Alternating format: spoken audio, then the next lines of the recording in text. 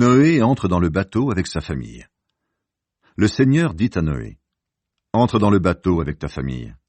En effet, je le vois, tu es le seul juste parmi les hommes de ton époque. Parmi les animaux purs, prends 7 couples de chaque espèce, un mâle et sa femelle. Parmi les animaux impurs, prends 1 couple de chaque espèce, un mâle et sa femelle. Pour les oiseaux, prends aussi 7 couples de chaque espèce, un mâle et sa femelle. Ainsi, on conservera leur race sur toute la terre. Dans 7 jours, je vais faire tomber la pluie pendant 40 jours et 40 nuits. Je vais faire disparaître de la terre tous les êtres que j'ai faits. » Noé fait tout ce que le Seigneur lui a commandé. L'eau couvre toute la terre. Noé a 600 ans quand la grande inondation arrive sur la terre. Il entre dans le bateau avec ses fils, sa femme et les femmes de ses fils pour fuir l'inondation. Les animaux purs, les animaux impurs, les oiseaux et toutes les bêtes qui remuent sur le sol, tous viennent auprès de Noé dans le bateau. Ils sont 2 par 2, mâles et femelles, comme Dieu l'a commandé à Noé. Au bout de 7 jours, l'eau de la grande inondation couvre toute la terre. L'année où Noé a 600 ans, le 2e mois, le 17 du mois, toutes les sources de l'océan immense situé sous la terre jaillissent, et les fenêtres du ciel s'ouvrent toutes grandes. La pluie tombe sur la terre pendant 40 jours et 40 nuits. Ce jour-là, Noé entre dans le bateau avec ses fils, Sem, Cham et Japheth, avec sa femme et avec les 3 femmes de ses fils. Il entre avec toutes les espèces d'animaux, les animaux sauvages et les animaux domestiques, les petites bêtes qui se déplacent sur le sol, les oiseaux et les insectes. 2 animaux de chaque espèce vivante viennent auprès de Noé dans le bateau. Un mâle et une femelle de chaque espèce entrent là, comme Dieu l'a commandé. Puis le Seigneur ferme la porte derrière Noé. Sur la terre, la grande inondation dure 40 jours. L'eau monte, elle soulève le bateau, et celui-ci se tient sur l'eau au-dessus de la terre. L'eau monte de plus en plus, et le bateau flotte sur l'eau. L'eau continue à monter au-dessus de la terre, et elle couvre toutes les hautes montagnes qui sont sous le ciel. L'eau monte de 7 mètres au-dessus des montagnes, et elle les couvre toutes. Alors, tous les êtres vivants qui se déplacent sur la terre meurent. Les oiseaux, les animaux domestiques, les animaux sauvages, les petites bêtes qui s'agitent sur la terre, et aussi tous les humains. Tous les êtres vivants qui ont un souffle de vie et qui vivent sur la terre solide meurent. Ainsi le Seigneur fait disparaître de la terre tout ce qui vit, les êtres humains, les grands animaux, les petites bêtes et même les oiseaux. Ils disparaissent de la terre. Il reste seulement Noé et ceux qui sont avec lui dans le bateau. Noé et sa famille sortent du bateau. L'eau monte au-dessus de la terre pendant 150 jours. Dieu se souvient de Noé, de toutes les bêtes et de tous les grands animaux qui sont avec lui dans le bateau. Dieu fait souffler un vent sur la terre, et l'eau commence à baisser. Les sources d'eau sous la terre ne coulent plus, et les fenêtres du ciel se ferment. La pluie s'arrête, et l'eau quitte la terre petit à petit. Le 7e mois, le 17e jour du mois, le bateau se pose sur les montagnes de l'Arara. L'eau baisse jusqu'au 10e mois. Le 1er jour de ce mois, on voit apparaître les sommets des montagnes. Noé avait fait une fenêtre dans le bateau. Au bout de 40 jours, il ouvre la fenêtre. Il envoie un corbeau dehors. Celui-ci sort, s'en va, et revient plusieurs fois. Il attend que l'eau sèche sur la terre. Puis Noé envoie une colombe dehors. Il veut voir si l'eau a baissé. Mais la colombe ne trouve pas d'endroit où poser ses pattes. L'eau couvre encore toute la terre. Alors elle revient vers le bateau, auprès de Noé. Noé tend la main, il prend la colombe et il la fait rentrer dans le bateau. Noé attend encore 7 jours, puis il envoie de nouveau la colombe dehors. Vers le soir, elle revient auprès de Noé. Dans son bec, elle tient une jeune tige d'olivier. Ainsi Noé sait que l'eau a baissé sur la terre. Il attend encore 7 jours, et il envoie la colombe dehors. Mais elle ne revient plus. Quand Noé a 601 ans, le 1er jour du 1er mois, il n'y a plus d'eau sur la terre. Noé enlève le toit du bateau. Il regarde dehors, la surface de la terre est sèche. Le 2e mois, le 27e jour de ce mois, la terre est complètement sèche. Dieu dit à Noé, « Sors du bateau, toi, ta femme, tes fils et les femmes de tes fils. Fais sortir aussi toutes les espèces d'animaux qui sont avec toi, tous les oiseaux, tous les grands animaux et toutes les petites bêtes qui se déplacent sur le sol, qu'ils remplissent la terre, qu'ils fassent des petits et deviennent nombreux. » Alors Noé sort avec ses fils, sa femme et les femmes de ses fils. Tous les animaux, toutes les petites bêtes, tous les oiseaux, tout ce qui se déplace sur le sol, sortent du bateau par famille. Noé construit un autel pour le Seigneur.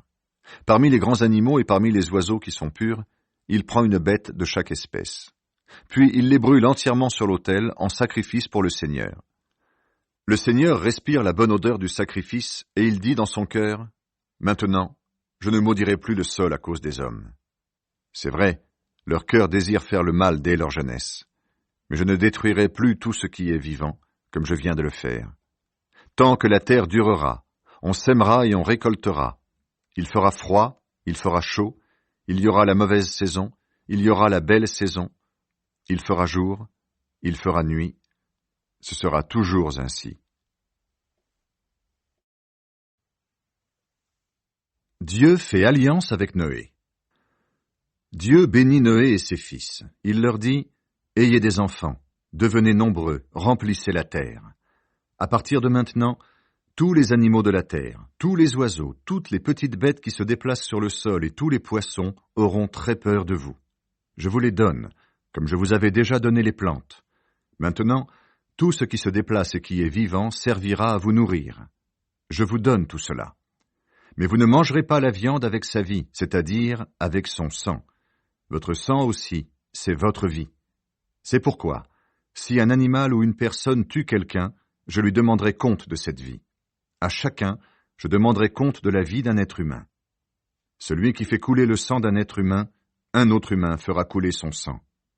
En effet, Dieu a créé les humains à son image. Et vous, ayez des enfants, devenez nombreux, installez-vous en grand nombre sur la terre et remplissez-la. Alors Dieu dit à Noé et à ses fils, « Je vais faire alliance avec vous, avec vos enfants et avec les enfants de leurs enfants. C'est aussi une alliance avec tous les êtres vivants qui sont autour de vous, avec les oiseaux, les animaux domestiques ou sauvages, donc avec tous ceux qui sont sortis du bateau et tous ceux qui vivront sur la terre. Je fais alliance avec vous. L'eau de la grande inondation ne détruira plus jamais la vie sur la terre. Il n'y aura plus de grande inondation pour détruire la terre. » Dieu dit encore, « Voici le signe de mon alliance. Je le mets entre moi et vous, entre moi et tous les êtres vivants qui sont autour de vous. Ce signe sera valable pour tous ceux qui naîtront après vous. Je mets mon arc dans les nuages, il sera le signe de l'alliance entre moi et la terre. Quand je ferai venir les nuages au-dessus de la terre, quand l'arc-en-ciel apparaîtra dans les nuages, je penserai à mon alliance avec vous et avec tous les êtres vivants. Il n'y aura plus jamais de grande inondation pour détruire la vie. Quand l'arc sera dans les nuages, je le verrai, et je me souviendrai de l'alliance que j'ai faite pour toujours avec tous les êtres vivants de la terre. » Et Dieu redit à Noé, « L'arc-en-ciel est le signe de l'alliance que je fais entre moi et tous les êtres vivants qui sont sur la terre. » Les trois fils de Noé, Sem, Cham et Japheth. Les fils de Noé qui sont sortis du bateau sont Sem, Cham et Japheth. Cham est le père de Canaan. Ces trois fils de Noé sont les ancêtres des habitants de toute la terre. Noé est le premier cultivateur. Il plante une vigne. Il boit son vin et devient ivre. Alors il enlève tous ses vêtements sous sa tente. Cham, le père de Canaan, voit son père tout nu et il raconte cela à ses deux frères qui sont dehors. Sem et Japheth prennent le vêtement de Noé. Ils le mettent sur leurs épaules. Puis ils entrent dans la tente en reculant et ils couvrent leur père. Ils regardent droit devant eux pour ne pas voir leur père nu. Quand Noé n'est plus ivre, il apprend ce que son plus jeune fils a fait.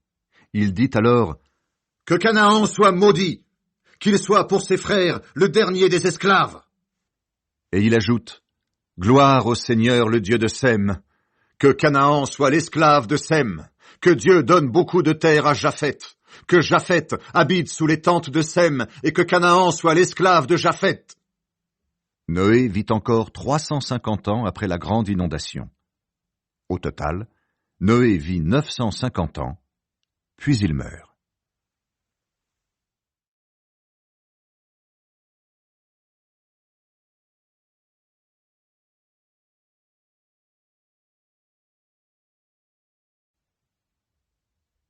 Les peuples de la terre, les clans de Sem, Cham et Japheth. Après la grande inondation, les fils de Noé, Sem, Cham et Japheth, ont des fils. Voici la liste des enfants de leurs enfants. Les fils de Japheth sont Gomer, Magog, Madai, Yavan, Tubal, Méchec et Tiras. Les fils de Gomer sont Ashkenaz, Riphat et Togarma. Les fils de Yavan sont Elisha, Tarsis, Kittim et Rodanim. Ils ont donné naissance aux peuples qui habitent le long des côtes. Les habitants sont groupés par pays selon leur langue, dans chaque peuple, selon leur clan. Les fils de Cham sont Couch et Misraïm, Pout et Canaan. Les fils de Couch sont Séba, Avila, Sapta, Ragma et Sapteka.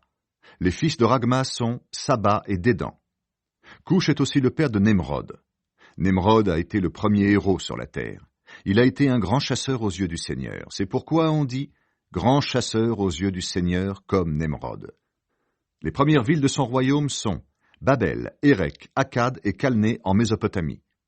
Nemrod a quitté ce pays pour l'Assyrie et il a construit les villes de Ninive, Rehobotir, Kéla et Résen, entre Ninive et la grande ville de Kéla. Misraïm est l'ancêtre des gens de Loud, Einam, Léab, Naphtou, Patros, Caslou et Caphtor. Les habitants de Caslou ont donné naissance aux Philistins. Canaan est le père de Sidon, son fils aîné, et de Heth. Heth est l'ancêtre des Jébusites, Armorites, Girgashites, Hivites, Arkites, Sinites, Arvadites, Sémarites et Hamatites. Plus tard, les clans des Cananéens sont partis un peu partout et leur territoire s'est étendu de Sidon vers Guérar jusqu'à Gaza et vers Sodome, Gomorre, Adma et Séboïm jusqu'à Lécha. Ce sont les fils de Cham, regroupés selon leurs clans et leurs langues, dans leur pays et leur nation. Sem, le frère aîné de Japheth, a eu aussi des fils. Il est l'ancêtre d'Héber et de tous les enfants de ses enfants. Les fils de Sem sont Élam, Assur, Arpaxad, Loud et Aram. Les fils d'Aram sont Ous, Oul, Guéter et Mash. Arpaxad est le père de Shéla, et Shéla est le père d'Héber. Héber a deux fils. Le premier s'appelle Péleg, ce qui veut dire division. En effet, au moment où il vit, les habitants de la terre se divisent. Son frère s'appelle Yoktan. Yoktan est le père d'Almodad, Shélef, Asarmavet, Yéra, Adoram, Uzal, Dikla, Obal, Abimaël, Saba, Ophir, Avila, Yobab. Tous ceux-là sont les fils de Yoktan. Ils habitent entre Mécha et la région montagneuse de Séphar à l'est.